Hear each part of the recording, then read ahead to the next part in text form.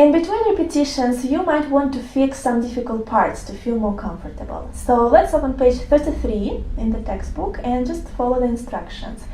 These are very helpful steps because if you don't know how to practice difficult parts efficiently, then you will never really fix those parts. And you will only accumulate fear about those parts, end up playing the whole piece and still feeling stuck in those parts. I've been there, I've done that, trust me. So let's say I don't feel comfortable in this descending passage. I mean, I feel comfortable, but I would like to improve the quality, let's say. So this is how I'm going to fix it. And I will explain first, and then I will show you everything again in a time-lapse video.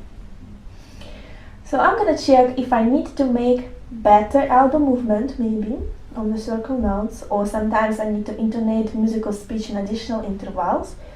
But here I think I will just fix the elbow better.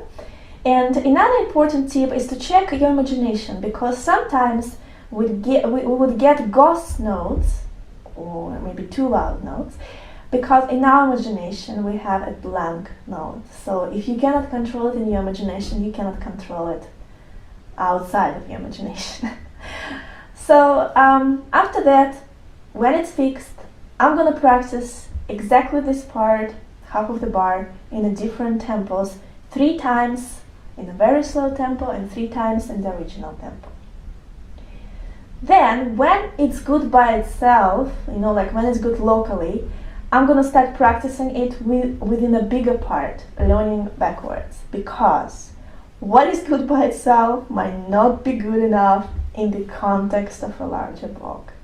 So I'm gonna play it from the previous bar, again in very slow tempo 3 times, in the original tempo 3 times. And then I'm gonna go even further and start practicing from the previous sentence, repeating again 3 times in a very slow tempo and 3 times in the original tempo. So in other words, I find the problem, I fix it locally, and then I try to fix it in a bigger context of the piece.